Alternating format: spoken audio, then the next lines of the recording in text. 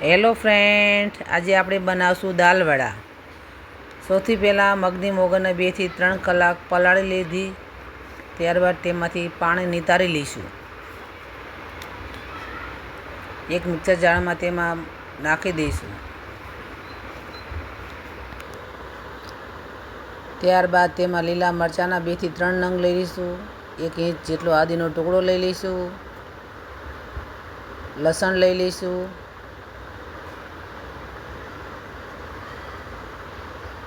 અને આખા ધાણા લઈ લઈશું.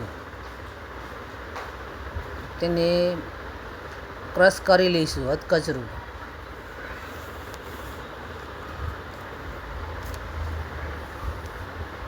ક્રશ કર્યા બાદ તેમાં એક બાઉલમાં કાઢી લઈશું. તેમાં સ્વાદ અનુસાર મીઠું નાખીશું. લીલા ધાણા નાખશું. હિંગ નાખશું. ત્યાર 2 ચમચી ચોખાનો લોટ નાખશું. ત્યારબાદ એક ડાયરેક્શનમાં ફેટી લેવું.